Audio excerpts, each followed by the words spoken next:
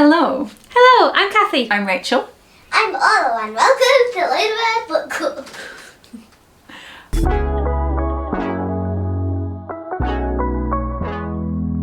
Today we have a special guest behind the camera. It's Orla, Cathy's daughter. She just got back from school and she's waving her foot at me.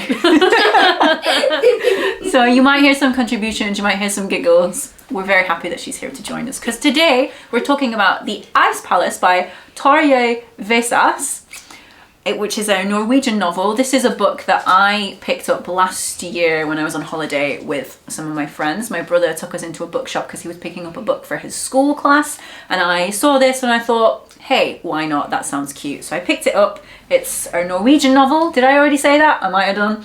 And then I read it earlier at the start of this year. Orla says that I have. I wasn't sure. I read it in January this year. I think it was the first book I read this year, which I said in our last video. And I really enjoyed it, and I thought that Cathy would really enjoy it, so I lent it to Cathy, and Cathy has now read it. Yeah. I would love to hear your thoughts, just your general thoughts to start the video. Okay, so I think I finished this a couple of weeks ago. Mm-hmm. And guess what? You absolutely hated it. I didn't absolutely hate it. Well, you didn't like it. I didn't love it as much as I thought I was going to, and every reason I can think of for like why I didn't like it, I can talk myself out of. So I think this is a me problem, not the book problem. Because every time I'm thinking of stuff that I didn't gel with me, that I didn't get on with, that didn't quite click, I come away thinking, but maybe that's the point of this book.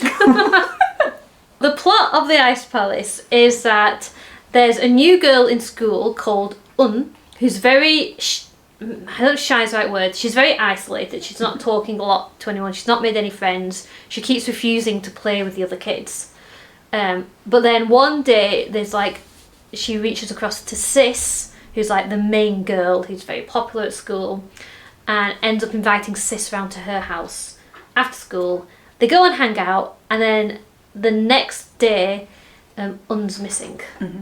And it turns out, I mean, this is all quite early on in the book. I think it's on the blurb. Mm-hmm. Yeah, has decided on her own to go explore the Ice Palace, which is a frozen waterfall that creates all these like chambers and rooms out of ice. She goes there alone to explore and sadly dies while she's there. And then the rest of the book is how Sis and the town cope with the grief of this loss, whilst they don't know what's happened to her. Mm-hmm. What was it about it that you didn't like? So I think I didn't truly buy the connection between Sis and Mm-hmm. I felt like their first meeting together in the house, just nothing felt like it clicked for me, and I didn't quite believe in their connection. And some of their behaviour was a bit odd, like for 11-year-old girls, whilst they're hanging out. And this is a bit weird to talk about with my daughter in the room, but whilst they were hanging out, they decided to take off all their clothes and then decide instantly, no, we'll get dressed again and we'll hang out. Which, as being an 11-year-old girl myself once upon a time, it's just not something 11-year-old girls do. Maybe Norwegian girls do, I don't know. Yeah. So that felt a bit out of nowhere. But then when I say I just didn't really feel like they had a connection to justify Sis's grief, I then talked myself around and thought, but maybe that's kind of the point of the story, is that Sis is almost grieving a friendship that never got a chance to take off. Yeah. I like did you buy that? Do you remember what drew you to the book? Or I do agree with you that it does feel kind of why is Sis so invested in it? They do seem very close very quickly. I think part of it is the mystery of this new girl. I think because it's such an ice. Oh, I knew I was going to say that. Because they're in a really isolated rural part of Norway, and moves into town and doesn't open up to anybody, and then Sis is given this opportunity, and I can't remember exactly, but I feel like strikes me as she's quite a restricted girl herself, so I don't know whether she has had that opportunity to have this sort of friendship in the past. I can't remember. So I think I do understand where you're coming from, but I think to me that's not a drawback of the novel. I think it, like you said, I think that is part of it. Like, maybe it's whenever it's set in Norway, in the middle of nowhere, maybe they are just more likely to be like that. I don't know, because I think when I, just comparing it to Anne of Green Gables in my head, like when Anne and Diana meet, they've only just met and they're instantly have that connection, don't they? Yeah. So, not sure. No, and I think maybe a lot of this novel is kind of about things that aren't resolved. Yeah. So, and things that bristle under the surface and never quite make it up. So it is about like not fully expressing emotions and not having the answers and not having that, which is all a really interesting thing to explore in literature. I think the mood I was in when I was reading is that I wanted stuff on the surface. Okay, and I think I might have been in a wrong mood to appreciate this book fully. And maybe I need to come back to it one day in the future. But saying that, there were some parts that really did move me. So, exploring the Ice Palace on her own, just that I found that quite emotional to read and powerful, because you understand more of what's going to happen to her than she does. Yeah, I agree with you. Like, you're aware of the immediacy of it, the severity of it, and isn't. Like, she knows that people don't go there on her own, but she doesn't fully grasp why. And I think it is quite a harrowing section, I suppose, when she's got to that last chamber and she can't get out, and she's like, well, I'll just wrap myself in my coat. Or is she taking her coat off? She's lost her coat. She's lost her coat. She just curls up in a ball and is like, someone will come and find me, right? Yeah. Something like that. And I think, going back to what you said earlier about things being unresolved, like they never find her body. It's the Ice Palace melts, and I imagine she washes downriver. Yeah. And they do check downriver earlier in the novel, but at that point she's still in the Ice Palace. Yeah. So I think it is. I think it's it's tragic. I love tragedy. Oh, there we go. Yeah, I struggle with tragedy, I think. So yeah, but it was beautifully done. And I suppose I don't have children. You do have children, so that's probably allows for a different viewing of it and things like that. So the aftermath of Un's disappearance, Sis is more affected by everybody else. What did you think about the villagers, or like in general, the villagers' reaction to it? I think, like, you have to prepare yourself, if you're going to read this novel, is being aware that because things are unresolved, there aren't very many like dramatic shouting out scenes and stuff. It's like, you know, there's a big search party but it's fruitless, and there's grieving emotions but it's all below the surface. And I think so Sis feels like she's the only one who ends up mourning for Un fully, but I think I don't know, are we doing spoilers in this? Okay, so Un feels like she's the only one mourning. Sis feels like she's the only one mourning for Un properly. But then at some point, and she's getting quite angry about this, so at one point she deliberately says Un's name to try and provoke a reaction amongst her classmates, who all go very, very quiet until somebody says to her, we miss her too, we haven't forgotten her.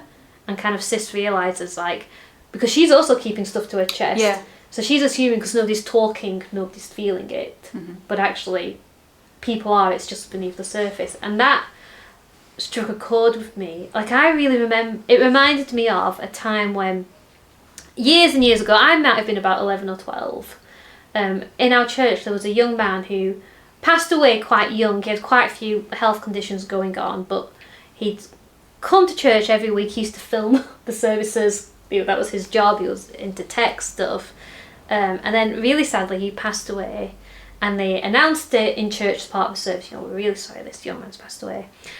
And I remember feeling shocked and appalled that the rest of the service continued. Because I think it was one of the first encounters I'd had with somebody in my community, young, passing away. And I just felt like, shouldn't the world stop? If we really loved this guy, we wouldn't be able to do a church service. He's gone, he's not going to go. Why did people not care? And I think that's kind of a part of maturing, is realising that, yes, death happens, and yes, people are grieving, and yes, the world, it feels horrifically, but it does keep moving. Yeah. So seeing that portrayed in this book, that really struck a chord with me. Mm-hmm. And you know, it's interesting as well, not long ago I was going through a box of old church documents, bits and pieces, and I found that young man's obituary that was written by another gentleman in the church who helped him with the text stuff. Mm-hmm. And he'd written 4 or 5 pages of just how much he appreciated this young man and this young man's hobbies and his characteristics and everything he'd done. And I thought, I was just like, wow, what a lot of love there was for this person. But at the time, you didn't see I didn't see it, I didn't know it all. And I think this book does a really good job of showing how a young person facing grief for the first time can't contemplate it. Exactly. That's not the word I look. Conceive it. Yeah. Yeah. Yeah. Because you feel like every time you have a loss that... There's handholders, but my feet are in them. Oh, very good. You feel like every time there's a loss that there should be a big dramatic fallout of events, and often there's not. And I guess that's what happens in a lot of this book. So part of the reason why I struggled with it was I wanted perhaps a bit more drama and catharsis and stuff happening, but that's not what this book is. No. It's about sitting in it, isn't it? Yeah. Is there anything else about it that you didn't gel with? Have you aired all of your grievances? Well, not grievances, but aired all of your opinions? Yeah, I think so. I think like those, like my negative ones aren't really that negative, really. So I would say like it's a worthwhile book, and be prepared to meet it on its terms. Yeah. Would you have preferred it if I'd said that to you when I gave it to you? That like, I feel like I sort of explained what it was about, but I didn't like fully explain. Like, if you were recommending it to someone, what would you say to them? It's a worthwhile book, but be prepared to meet it on its terms. Yeah. Like you said. I think for a short book, it's a slow-paced read, I'd say. I think you did tell me like it's about grief. So I should have been better prepared. You said it's about grief, and it really is about grief. I think. So be emotionally prepared for it, but it's worthwhile doing it. And if you like tragedy, and you like sad stories, and you like reflective stories, you'll probably love it. I loved it. Yeah. Do you like sad tragic stories? Yes. Are you a demon? Whoa! Vesaas was nominated for a Nobel Prize 30 times in his life, which is a lot. And he's heralded as one of the greatest Norwegian literature writers in the world, in history, especially since World War II. And this novel, The Ice Palace, actually won the Nordic Council Literature Prize in the early 1960s. we have different years from different sources, so we're just going to say the early 1960s. Yeah. Cathy, why do you think Vesaas has such critical acclaim for his writing? I think his writing style is very beautiful. I agree. He doesn't waste a word, and he's so good at creating a sense of place and feeling and atmosphere. And to be able to talk so eloquently about grief whilst keeping everything under the surface is quite a feat. Yeah. I think, and obviously we're reading a translation as well, so there is that to factor in. But I think the writing is so beautiful. Like it's quite, like you said, he doesn't waste a word. Like it's not a long novel at all. No. But everything feels very loaded and evocative and. Pardon? Novel? Novel means a story. It's a different word for book. Okay. And I think it's very captivating, I think is the word. You were completely I was completely absorbed in the story, the setting, the characters. And I just think it's a really good piece of literature. It really is. It might not be your cup of tea, but that doesn't stop it being a really good piece of literature. Yeah, do you know what I mean? I'd say exactly that. This isn't the type of book I would pick up for fun or would return to often, but I am glad I read it, and it is very moving. And I completely forgot to say, another brilliant portion of the book is the aunt of helping Sis to let go of some of her intense grief and being allowed to move on with her life the way that's done. I think that's the most direct part of the novel, is the conversation where the aunt kind of instructs this of how she can continue with her life. And I think because it's the only really direct conversation that happens, it really stands out, and it's kind of earned the right to be forthright. I love that. I love. Yeah, when Cathy talks about books, she actually like considers like the structure and things like that. But you're so right. A lot of it is very introspective. Yeah. And more about descriptions and observations and things like that. But yeah, I love that. Oh yeah, because I think without that conversation could come. Hello, Orla. Without the repression part of the book, that conversation could come across a bit too sentimental. But in the context of the book, it's just very moving and powerful. Okay, so that is our conversation about The Ice Palace. The Ice Palace! It's a really provoking, thought-provoking book. So yeah, we do recommend reading it, but going aware I think helps. Okay. Would you say that? Okay, I'll take that forward in my recommendations in the future. Well, but unless you're somebody who loves tragic, sad, reflective stories like Rachel, dive straight in. If you need to mentally prepare yourself like me, prepare yourself first and then dive in. It's still worth reading. If you've enjoyed today's video, please do like and subscribe. As a new channel, it really does help us out. And we post new videos every Friday, so please come back this week. We've got a few exciting videos coming up. We're going to hopefully be reviewing The 13th Tale, tackling Rachel's TBR, and before you know it, we're going to be talking Christmas books, so there's lots of good stuff to come. Thanks so much for being with us today. See you later. Bye.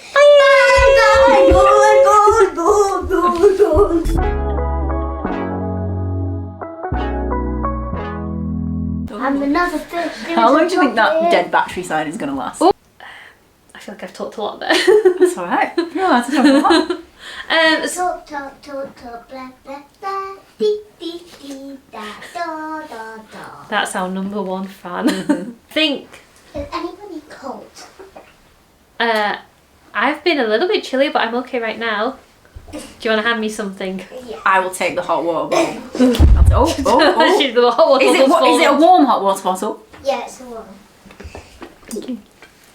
Thank you for this colour. Oh, you know what? It is quite warm. Thanks, Orla. This will warm me up. What are we talking about? I'm flopping like a fish. Oh yeah. We're talking about a child freezing to death. And Orla's flopping like a fish. Yeah, Hello. yeah. Hello, Orla. This is so. Yeah, I like books. Just a girl who loves books. Orla's holding up a blanket that says, "Just a girl that loves books." Yeah. Is that accurate to yourself, Orla? Are you a girl who loves books? Can I hold it up? Yeah. Can you see it? Pretty much, you've got a girl who loves books on there. Okay. Ooh, nice and We're cozy. getting more and more cozy as this video goes on. We've got a hot water bottle, a blanket, That's which is... for your birthday. I got it for my birthday. It's very soft. Yeah, it's really nice. It feels appropriate because we're talking about the cold. There's another fish in the tower. Oh, my child is getting very giddy now.